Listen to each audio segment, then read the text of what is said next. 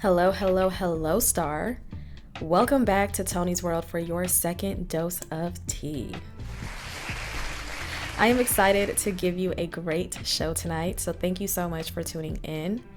Since the holidays are right around the corner, I figured today's show would be the perfect opportunity to chat a little bit about generosity and what it means to be generous, not only with others, but with yourself. Now, very briefly, I do just want to segue off into the left and get into this hair. Of course, if you are listening via podcast, you cannot see the hair, but I just wanted to give a quick shout out to the one, the only, the talented Extension Playhouse. Now, Extension Playhouse is run by the one and only Naya Mack. Real quick, y'all, voiceover Toni checking in. I just want to say real quick that this hair was done the day before. I slept and everything, and I'm not really the best with maintenance, so the lace does not look like how it did fresh out the chair, but it still maintained itself. I just needed to put a little more concealer. Just wanted to give that disclaimer because Miss Mack does not fuck around, especially when it comes to her work, so I don't want to get cussed out. Okay, bye. And you can find her on Instagram at XTENSION Playhouse. She's an absolutely phenomenal hairstylist, as you can see, and she's located in the North Dallas area. She is from Dallas as well. So if you are looking for a new hairstylist, if you're looking to get into wigs, or if you're just looking to get laid and slayed and have good vibes, good conversation, go ahead and get at my girl. Again, Extension Playhouse on Instagram. If you're watching, I am going to insert it somewhere here on the screen. And if you're listening, again, that is XTENSION Playhouse on Instagram.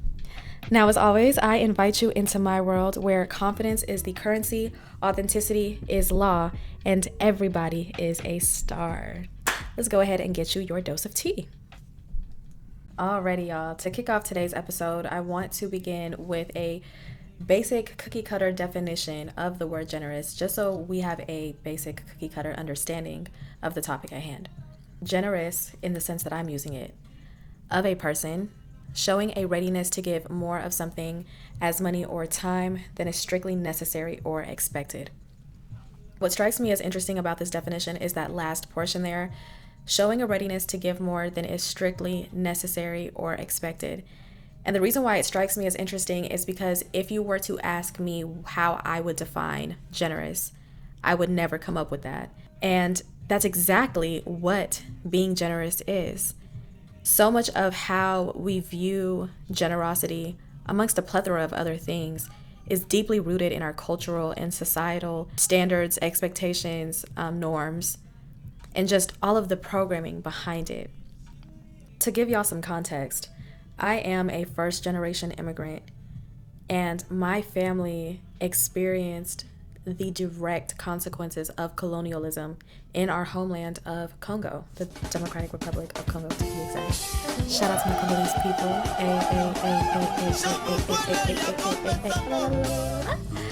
I got pride, man. I'm a fan of nationalism. I'm not going to hold you.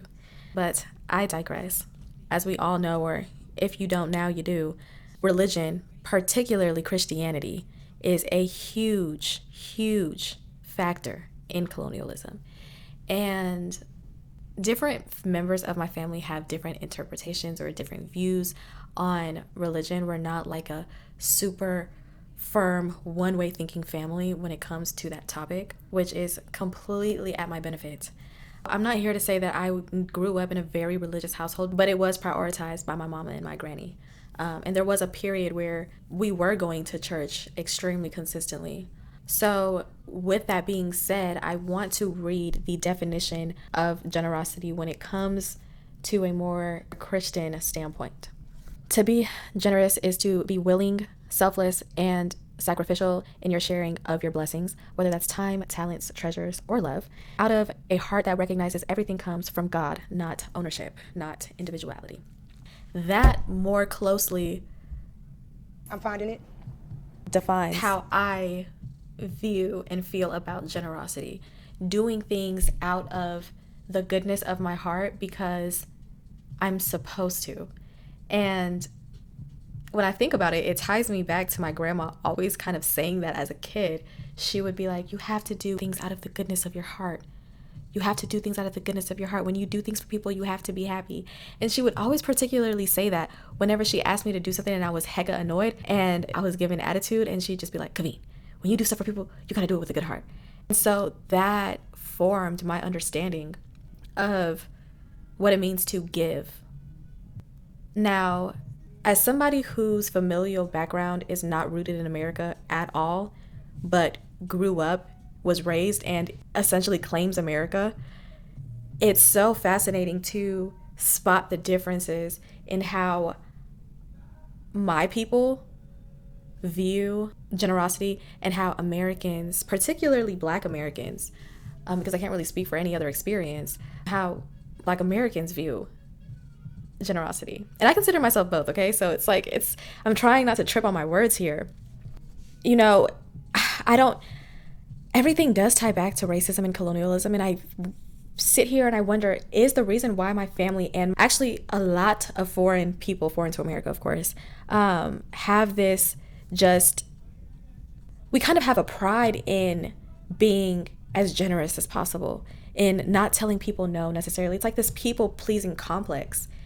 And I can't help but to believe that ties back to the missionaries and the churches and just the colonialism. Now, I'm not going to blame it entirely on, being foreign or being or coming from a colonized nation or my family even, because a lot of the times knowing when to be generous or not is purely based on your intuition and discernment, and we'll get into that later into the episode. So a lot of the situations I found myself in with overextending myself was simply due to just me being a people pleaser, not saying no even at my own detriment. But it is interesting to see those parallels. And I don't know, it's just so funny to me because Black Americans, if they don't have it, they don't have it. Actually, as a matter of fact, even sometimes if they do have it, they don't have it. And that was such a foreign concept to me because it's like, why don't you want to share? Like, I kind of had like I hate to say it, but like a socialist or like a communistic like point of view on it. Like, wait, why don't you want to share? Like, I would kind of judge people subconsciously, wasn't even aware of the fact that I was judging them because I'd be like, oh, you're a stingy motherfucker. Like, ugh. But as I grew older and found myself more and more in situations where I started to feel like, ugh, I think I'm getting played. I think my kindness is being taken for weakness, and people are taking advantage of the fact that I am willing to give the shirt off of my back at a simple ask.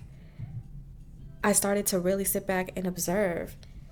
And now I understand that mentality that Black Americans have comes from a place of protecting oneself, protecting one's energy, and just knowing when your cup is full and when you're able to do something or not.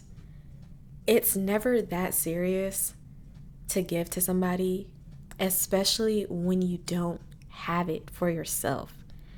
Actually, very recently here, an ex-coworker of mine, shout out to Miss Ebony Horton, she texted me and she told me, actually, let me pull it up so I can say her words verbatim. She said, I never give what I need back. That's how I was raised. So I'm letting go and letting God.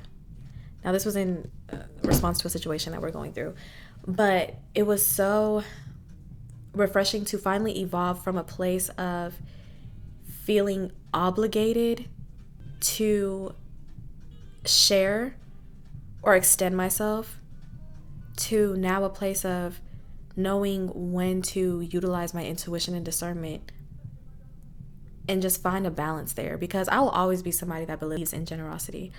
I will always be somebody who advocates for generosity. I don't like no stingy ass motherfucker. Like, I really don't.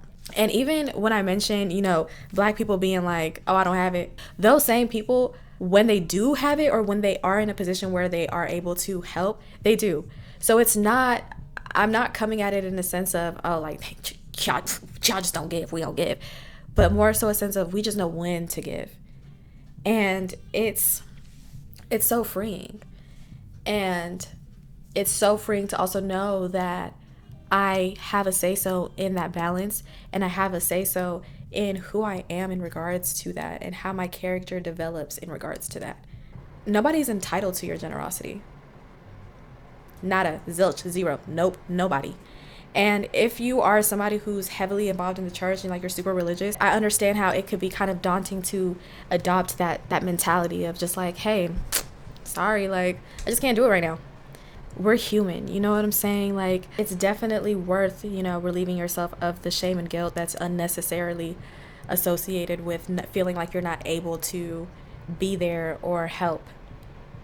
Now, of course, my expectations as a woman differ from those of a man, if we have some fellas tuning in. Especially in today's day and age where everybody wants to be a baddie, everybody wants somebody to take care of them, including the men, who's going to be the boys. But I understand, especially with pretty privilege and things of that sort, yada yada. I understand that my expectations may seem a lot different to other people. And that in itself is also interesting. I'm so excited to have a panel on the show of men and women, and we just have a discussion on how we view the world and view expectations from each other in general and specifically. But that is another complex layer that plays a factor into how we are influenced by what being generous is, especially with the flexing and all that putting money up to your ear bullshit that we've been on lately. Like, social media has definitely caused a lot of people to want to shy away from the generosity because everybody's trying to flex this life or flex these type of luxuries. Women are expecting men to do certain things. Men don't want to be the fucking boys anymore. It's just kind of like a shit show because we're all playing into these facades. And I do say we because I am included, you are included, and I know you are too, because the only way you know of this podcast is if you're on social media. So one way or the other, you are also influenced. And it's heartbreaking, honestly, because as somebody who values balance, and as much shit as I talk about about men, or just in general, all the shit that I talk, it is very important to me that we find harmony. And I do want to eventually see a world where we live in harmony amongst each other. But all this social media bullshit has got our heads fucked up and screwed off. Like, nobody trusts each other. Nobody cares about having a village. We're all fucking depressed and isolating. It's like, if we were all just a little more open to helping each other, we wouldn't feel a need to withhold from it. I don't know. I don't know. Now, with that being said, because I am a woman, I do want to say that I do believe that as a woman, the one thing that you should never do is lend money to a grown ass man. The only man that I will lend money to, actually there's two, I'm not gonna lie. My uncle who raised me and my baby brother who is my baby brother, will always be my baby brother. If they're in a pickle, you know what, I got them because I know that they're good for it. But as a lady, it is not our place to get a man out of a financial situation. And the only reason why I say this now is because I found myself in a situation here very recently where I extended myself to a man. And it's so funny because once I sent him the money, I opened up my TikTok and the first post was a post saying, as a woman, don't ever give your money to a man because you'll never see that money ever again. And I go through the comments and everybody was agreeing. And I just remember thinking, am I being punked? Like, the fuck? And I just kept thinking, nah, that ain't me. Like, I thought I knew this person. I thought that he was a man of integrity. But, it turns out he wasn't. And so I did not see that money again. And it radicalized me. And it made me realize, you know what? We are different as men and women, and I'm going to actually start taking advantage of that. So I do want to say, hey, for us ladies, the expectation when it comes to, especially when it comes to financial matters, nah, but we can definitely be generous with our love, with our nurturing, with our wisdom, of course, especially amongst each other. But all that financial shit, oh baby, leave that to the man. As a man, why are you asking a woman for money? Go out there and fucking make it. This is a man's world, is it not? This is the world you all created and you all participate in. We as women are living in the patriarchy. There's no fucking way in hell you should ever be asking a woman for money. But I digress. I say that to dive into my next point, which is the resentment that forms when you find yourself overextending yourself too much, and how that resentment starts to transform the definition of generosity from this beautiful thing to something extremely ugly. It's up to you to stop that from happening. Set boundaries for yourself that prohibit you from going into that deep end. As I mentioned before, I will always believe in generosity. I think it's a beautiful thing to want to share amongst each other. And I think it's a great way to step out of that lack mindset of not believing that we are all able to create our realities. So abundance is a birthright to all of us. You have to be in control of your self-awareness and knowing when you have it or when you don't, of knowing who to give it to or who to not. Just because somebody is a human that's living and breathing doesn't mean that they are entitled or deserving of your love, your grace, your generosity. And it's not so. Love thy neighbor, yes, but to what extent? Some of these motherfuckers out here are pedophiles. Some of these motherfuckers are killers. Some of these motherfuckers are rapists. Some of these motherfuckers harm children, harm their dogs. You can't love everybody. You can't give to everybody. You can't just give without knowing somebody. That's just reckless. And everything that I speak is from self-experience, you guys. So I hope that you are able to have a beautiful relationship with generosity and that you don't carry any shame or guilt when you're not able to give or when you simply don't want to, because sometimes not wanting to is enough of a reason why not to. Like my niggas like to say, hey, I don't got it. Go and ask your mama or somebody, because I don't have it. I completely understand feeling down or feeling a drop in your sense of self-worth when you're not able to help somebody, especially when you do want to and you just cannot. But I'm here to remind you that we are all humans who will be in need at some point of time in our lives. Not everybody can give all the time, and there is no pressure to be that person. And putting that pressure on yourself only ruins yourself. People are going to do what's in their best interest. And that's something that I learned growing up here. People are going to do what's in their best interest, whether, it's positive or negative, or whether it's subconscious or not. They're always going to do what's in their best interest first. So it's okay to adopt that ideology as long as you don't allow yourself to fall into the deep end. Being generous is a virtue, but you have to, again, utilize your intuition and discernment.